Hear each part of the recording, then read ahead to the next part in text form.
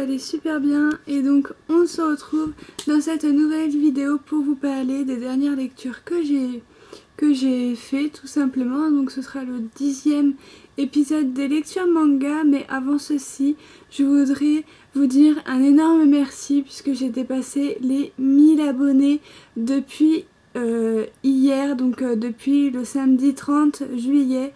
Donc je voulais vous en remercier, c'est juste énorme. Donc voilà, comme je vous l'ai déjà dit, quand j'ai commencé ma chaîne, je n'aurais jamais cru atteindre un tel niveau d'abonnés en très peu de temps. Et puis finalement vous êtes là, donc je peux que vous en remercier. Désolée, je cherche un petit peu mes mots, c'est l'émotion. Donc voilà, et d'ailleurs pour vous remercier, j'ai pensé à faire un second live FAQ parce que je sais que vous aimez bien les lives. Donc dites-moi si vous préférez avoir un live FAQ ou tout simplement une vidéo FAQ. Donc voilà, pour vous remercier d'être toujours aussi nombreux sur ma chaîne. Donc après ce petit moment remerciement, nous allons passer enfin à la vidéo. Donc dans cette vidéo je vais vous parler de 3 shoujo, 2 shonen et 3 seinen. Donc voilà, j'avais dit que je me rattraperais au niveau des seinen par rapport à l'autre vidéo lecture manga. Donc voilà, c'est chose faite et donc comme d'habitude on va commencer par les shoujo. Donc tout d'abord je me suis lu le premier tome de Queen's Quality The Windsweeper de Kyosuke Motomi. Ah, vous êtes en train de vous dire, mais attends là c'est un tome numéro 1, pourquoi tu nous le présentes pas en nouveauté? Alors tout simplement parce que ce tome là je le vois un petit peu comme un tome 1 spécial, c'est-à-dire que à la base ce numéro 1 est la suite directe de la série QQ Super par le même auteur. Donc voilà, qui s'était terminé en 3 tomes et le 3e tome était sorti en décembre. Je vous ai également sorti la vidéo présentation sur QQ Sweeper. Donc je ne me voyais pas faire une vidéo nouveauté pour Queen's Quality alors que c'est pas vraiment une nouveauté. C'est la nouveauté Queen's Quality en quelque sorte, mais c'est plutôt en fait le 4e tome de la série. Donc voilà pourquoi je l'inclus dans mes lectures manga. Et il est probable que pour les futures vidéos lecture manga, il se peut que j'introduise des tomes numéro 1 qui dorment dans ma mangatech et que j'ai très envie de lire. Donc voilà, je pense sortir quelques séries de ma pile à lire tout simplement. Donc revenons à Queen's Quality, donc c'est aux éditions Kazé. Et donc cette série est toujours en cours au Japon avec 2 tomes et le second tome paraîtra le 26 octobre 2016. C'est un shoujo de genre romance fantastique. Alors dans ce tome 1 ou ce tome 4, on a la suite directe, donc c'est-à-dire, rappelez-vous, dans le 3e tome de QQ Super, on apprenait que, comment elle s'appelle, Fumi avait un don assez particulier et assez dévastateur. Donc voilà, on a aussi Kyutaro dans ce tome 4 qui va se décider à la protéger parce qu'on découvrait un personnage assez vilain dans le tome 3 que je ne vous révélerai pas, mais qui a l'air d'être derrière tout ça. Et il faut savoir que Fumi se transforme inconsciemment en une reine noire. Donc qu'est-ce que la reine noire? C'est tout simplement une personne qui est capable de faire respecter les ordres qu'elle donne par exemple à des gens. Et donc on va voir ça dans ce tome 1, j'allais dire dans ce tome 4 mais non, dans ce tome 1 et du coup ça va un petit peu tout remettre en question. Donc voilà, la relation entre, comment il s'appelle déjà, Kyutaro et Fumi n'avance pas des masses puisque Fumi, pour petit rappel, a complètement oublié son passé et qui elle était. Et il ne faut pas que Kyutaro lui dévoile ce qu'elle a perdu au risque de faire ressurgir la reine noire en fait qui est en elle. Et donc voilà, on va également avoir un nouveau personnage dans ce manga qui est un spécialiste de l'hypnose et donc voilà, je ne peux pas vous en dire plus parce que sinon au rythme de comment j'en parle là, je risque de vous spoiler, mais c'était un très très bon tome 1 et une très très bonne suite de QQ Sweeper. Donc voici, alors l'histoire commence à tourner vers quelque chose de dramatique, mais c'est toujours aussi drôle, donc voilà, puisque Fumi, elle a une seule envie, c'est de se trouver un mec riche, donc ça donne vraiment des situations juste super drôles.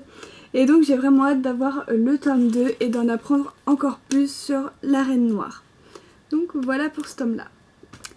Ensuite, je me suis lu le tome 2 de Entre toi et moi de Haru Tsukishima aux éditions Kana. Donc celui-ci est toujours en cours avec 5 tomes et le 3e tome paraîtra le 9 septembre 2016. C'est un shoujo de genre comédie romance school life. Donc ce tome 2, comment vous dire que je l'ai plus apprécié que le tome 1, il m'a donné envie de continuer la série. Je vous avais présenté le tome 1 dans une nouveauté manga 100% shoujo et je vous avais dit que si le tome 2 n'était pas à la hauteur de mes espérances, j'allais mettre un terme à la série. Heureusement, le tome 2 a tout relancé. Parce que dans ce tome 2 on rencontre un nouveau personnage, donc qui est le meilleur ami de Reita, donc l'égocentrique et stupide personnage de cette série pour ma part. Donc voilà, on rencontre son meilleur ami qui lui est pas macho du tout, il est pas égocentrique, c'est un personnage normal, il est quand même très charismatique, je dois bien l'avouer, et il va se rapprocher petit à petit de notre héroïne Makoto. Donc voilà, alors après, est-ce que ça va donner une relation amoureuse, enfin triangle amoureux? On n'en sait pas plus dans ce tome 2. Donc voilà, j'ai vraiment très très hâte d'avoir le tome 3 pour pouvoir découvrir cela. On a aussi d'un côté Reita qui essaye de faire des efforts, qui se remet beaucoup en question, et il était temps parce que sinon j'ai cru que j'allais le tuer dans ce tome 2 s'il faisait pas quelque chose. Donc voilà, c'était un bon second tome. Donc voici le personnage que l'on découvre. Voilà, je le trouve vraiment très mignon, ce nouveau personnage. Donc voilà, on a l'égocentrique. En plus, je le trouve pas super beau en fait, le mec là. Donc voilà, enfin après ça dépend des dessins. Les dessins sont un petit peu bizarres. Soit ils sont beaux, soit ils sont bizarres. Donc voilà, hâte de voir le tome 3. N'hésitez pas à me dire en commentaire pour ce tome 2 comment vous l'avez trouvé. Ensuite, je me suis lu le tome 4 de Tsubaki Love version double. Donc cette série sera terminée en 8 tomes. Et le 5e tome paraîtra le 5 octobre 2016. C'est un shoujo de genre comédie, drame, romance, cool life, tranche de vie. Et dans ce tome 4, c'est dramatique. C'est dramatique parce que on a... souvenez-vous, à la fin du tome 3, on avait Al, le meilleur ami de Kyota, qui se ramenait et qui avait envie de se venger de Tsubaki par rapport à quelque chose de son passé dont je ne vais pas vous révéler. Mais en tout cas, dans ce tome 4, au début, il va essayer de s'en prendre à Tsubaki. Et il va plutôt bien réussir, puisqu'il va réussir à semer la zizanie dans notre beau petit couple de Tsubaki. Et donc du coup ça va un petit peu tout remettre en question dans ce tome là. Donc voilà, je peux vraiment pas vous en dire plus parce qu'on approche vraiment de la fin. On est déjà à la moitié de la parution. Donc voilà, mais en tout cas c'est un tome très sombre, j'ai trouvé, avec beaucoup de révélations. Vous allez également connaître le passé qu'il y a eu entre Kyota et Al, donc les deux meilleurs amis. Pourquoi à un moment donné ils ne s'entendent plus aussi bien, qu'est-ce qui s'est passé. Donc voilà, c'est vraiment un tome que j'ai adoré et j'ai vraiment hâte d'avoir le tome 5, mais il faudra être très patient. Ensuite on passe au shonen et donc je commence avec le 13e tome de Assassination Classroom de Yusei Matsui. Donc Assassination Classroom est terminé en 21 tomes. Et le tome 14 paraîtra le 7 octobre. C'est un shonen de genre action, comédie, school life, science-fiction. Donc j'ai adoré ce tome 13, voilà. Depuis que je sais qu'on approche de la fin, j'ai toujours hâte et tout de suivre les aventures de Assassination Classroom. Donc dans ce tome 13 on finit le combat qu'il y avait avec le Shinigami au tome 12. Et donc il va y avoir beaucoup d'actions dans ce tome là. Voilà. On va un petit peu également retrouver Madame Pouf, donc voilà, qui était en mauvaise posture dans le tome 12. Donc voilà, donc ça va prendre pas mal de temps. Donc et ensuite on va retrouver les élèves dans leur classe et ils vont devoir en fait choisir ce qu'ils aimeraient faire pour plus tard, et on va découvrir un nouveau personnage qui est celui-ci, et c'est la mère de Nagisa. Donc on va un petit peu comprendre pourquoi Nagisa paraît si efféminée, et franchement sa mère est un vrai tyran. Voilà, elle est monstrueuse, je crois même qu'à un moment l'auteur l'a dessinée en lion. Voilà, en quelque chose de comme ceci. Voilà, sa mère est totalement dégueulasse avec son fils. Et donc voilà, j'ai pas trop compris pourquoi d'ailleurs, alors que Nagisa, bah, c'est un élève vraiment super attachant quoi. Enfin voilà, moi je comprends pas des moments comme ça, mais bon, c'est pas très grave. Donc voilà, et donc tout le monde du coup va aider Nagisa à propos de sa mère, même Kuro Sensei va s'y mettre, et on sent vraiment qu'on approche de la fin de Assassination Classroom. Ensuite, je me suis lu le tome 7 de Seraph of the End de Takaya Kagami, Yamato Yamamoto et Daisuke Furuya. C'est aux éditions Kana. Donc ceci est toujours en cours avec 11 tomes et le tome 8 paraîtra le 7 octobre 2016. C'est un shonen de genre action, drame, fantastique, mystère, science-fiction et vampire. J'ai complètement adoré ce tome 7. Donc ce tome 7 fait transaction entre le tome 6 et le tome 8, puisque dans le tome 6 on nous promettait déjà qu'il allait avoir une grande bataille entre vampires et comment ça s'appelle là, et l'unité là où sont Yashiro et tout, entre les vampires et les humains tout simplement. Donc voilà, et donc on va suivre l'unité de Yoichiro dans ce tome 7 qui vont devoir se rendre à Nagoya. Cherchez le nom.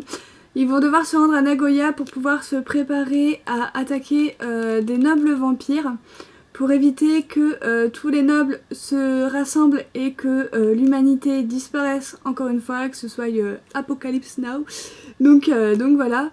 Et on va avoir un beau combat entre l'unité de Yoichiro et l'unité de Glenn, puisque pour Glenn, ils ne sont pas du tout préparés pour cette attaque, attaquer les vampires. Voilà, tout ça pour eux, ils ne sont pas préparés, donc voilà, même s'ils s'entendent bien, pour Glenn c'est toujours pas assez, donc il va un petit peu les provoquer en duel, et donc on va suivre ça. On va également suivre un petit passage de Mika où on voit que Mika commence à craquer sous ses pulsions vampiriques. Je m'explique, Mika, il faut savoir que c'est un vampire qui lui donne son sang, donc voilà, parce que Mika ne veut absolument pas boire du sang humain puisqu'il était humain avant, et il commence à céder à ses pulsions, c'est-à-dire que bientôt il va peut-être commettre son premier péché en tant que vampire, donc j'ai très hâte de voir ça également. Et on découvre un noble à la fin de l'histoire qui m'a fait un petit peu penser à Marilyn Manson à cause de son maquillage, mais vraiment vite fait. Voilà, je le trouve vraiment super classe. Donc voilà, on a Mika, donc voilà, ici. Et on a tout le temps notre petite brigade de potes. Voilà, c'est toujours aussi marrant, enfin voilà, mais je pense que le tome 8 va devenir sérieux, puisque à la fin du tome 7, nous avons toujours les petites pages qui nous annoncent la couleur du tome suivant, et à mon avis c'est là que tout va commencer. Et donc j'ai très hâte. Ensuite, nous allons rentrer dans la partie seinen avec le second tome de Bloody Delinquent Girl Shenso de Kei Mikamoto aux éditions Akata. Donc ce titre est toujours en cours avec 11 tomes et le tome 3 paraîtra le 22 septembre 2016. C'est un seinen de genre comédie-drame surnaturel. Donc dans ce tome 2, on a toujours Gecko qui est avec sa tronçonneuse et qui déglingue toujours des zombies. Voilà, des zombies de son école. Donc voilà, et elle va se rapprocher dans ce tome 2 de son but ultime, c'est-à-dire de buter Gecko. Voilà, de buter, comment elle s'appelle, Nero. Donc voilà, celle qui est là, celle qui a transformé toute sa classe en zombie. Et même plus loin, puisque maintenant toute l'école est en train d'y passer. Donc autant vous dire, Gecko a pas fini. Mais voilà, elle se rapproche de son but, donc voilà, mais Nero a encore pas mal de choses qu'elle met un petit peu dans la figure de Gecko pour pouvoir s'en sortir. Donc voilà l'image avec les deux filles, donc voilà, donc ça va annoncer quelque chose aussi de sympa dans le tome 3, peut-être qu'elles vont enfin se battre. Mais pour l'instant, nous avons Gecko à la fin du tome qui est en très mauvaise posture. Je ne vous en dis pas plus, mais j'ai vraiment très hâte d'avoir le tome 3 pour pouvoir le découvrir. Donc voilà, je vous conseille cette série, bien évidemment c'est pour public averti, c'est dans la collection What the Fuck de Akata. Mais vraiment j'adore, ça me fait toujours aussi marrer, enfin voilà, c'est toujours aussi barjo, mais c'est tellement drôle, enfin voilà, il y a beaucoup d'humour je trouve dans ce manga, et donc voilà. Ensuite, nous avons le tome 5 de Devil's Line de Ryo Hanada chez Kana dans leur collection Big. Donc ce tome-ci est toujours en cours avec 7 tomes au Japon. Je n'ai pas trouvé la date du tome 6. Et c'est un seinen de genre action, drame, comédie, horreur, mature, romance et surnaturel. Donc dans ce tome 5, on poursuit ce qui s'était passé à la fin du tome 4. Donc c'est cool parce qu'il n'y a même pas de résumé derrière. Donc voilà, ça fait un bout de temps que je l'ai lu. Mais voilà, on sait qu'il y a des traîtres dans la police. Et donc voilà, tout le monde va essayer de chercher c'est qui. Donc on est vraiment dans une partie vraiment encore plus sombre que les premiers tomes de Devil's Line, je trouve. Puisque là, voilà, faut se dépêcher de trouver les traîtres pour éviter destruction des vampires, tout simplement, puisque tout a été lancé, souvenez-vous, par des humains qui voulaient que tout le monde sache que les vampires existaient pour pouvoir justement s'en débarrasser. Et donc voilà, ce tome 5 ne relâche absolument rien, on veut vraiment tout savoir. Donc voilà, on a toujours la relation entre nos deux personnages principaux, donc entre Yuki et la fille, j'ai oublié son prénom. Et donc voilà, leur relation avance un tout petit poil, mais c'est pas encore ça qu'est ça. Et j'ai vraiment hâte d'avoir le tome 6 pour en découvrir encore plus. Donc voilà, je vous avouerai que j'ai dû me relire le tome 4 avant celui-ci parce que ça faisait tellement longtemps qu'on l'attendait ce tome 5 que j'ai à tout prix voulu me relire le tome 4 avant de me lire ce tome 5. Mais voilà, c'est toujours aussi génial et j'ai vraiment hâte d'avoir le tome 6. Je vous recommande également cette série. Donc voilà, il n'y a pas de public averti derrière, donc voilà. Puis c'est pas très gore non plus, c'est pas violent, enfin voilà, il y a même des scènes qui sont assez rigolotes avec le personnage de Henry, donc qu'on découvrait pour rappel dans le tome 3. Donc voilà, c'est vraiment un seinen que je vous recommande et que j'adore et qui parle de vampires, mais vampires qui changent par exemple de tout ce que j'ai lu jusqu'à présent de vampires, je trouve, donc c'est vraiment super intéressant. Donc voilà, je vous le conseille. Et pour terminer, nous allons parler du 5e tome de Last Hero Inuyashiki de Hiroya Oku, donc c'est aux éditions Kiyun. Donc celui-ci est toujours en cours avec 6 tomes mais serait terminé en 10 tomes et le tome 6 est prévu pour le 13 octobre 2016. C'est un seinen de genre drame psychologique, science-fiction et tranche de vie.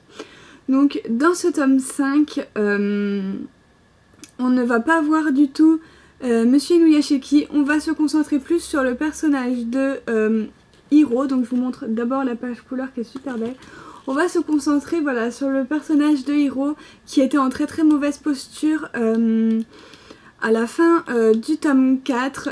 Donc il va aller un petit peu se cacher. C'est une amie à lui, on prétend. Enfin moi je prétends que c'est une amie puisqu'on n'en sait pas plus sur une amie. Et là tout va aller de travers dans sa vie.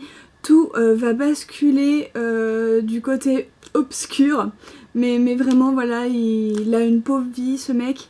Enfin voilà, à cause des erreurs qu'il a fait dans les seconds tomes, et ben sa vie est en train de basculer au désespoir. Et voilà, donc il y a son ami qui va pas le lâcher, qui va lui donner des conseils. Et la vie de Hiro va repartir un petit peu du bon côté. Il va commencer à se transformer en bon héros, on va dire ça comme ça. Voilà, il commence à faire le bien autour de lui. Voilà, il a compris qu'en faisant le mal, ça ne s'arrangerait pas pour lui. Donc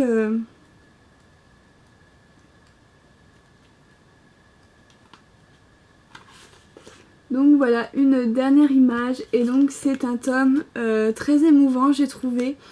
Donc voilà, je vous recommande également la série puisque c'est un sans faute pour moi. Donc voilà, bon bah écoutez, j'espère que ma vidéo vous a plu. Si ça a été le cas, n'hésitez pas à mettre un petit pouce vers le haut, à mettre tous vos avis en commentaire. Et moi je vous retrouve très bientôt pour une prochaine vidéo. Bye!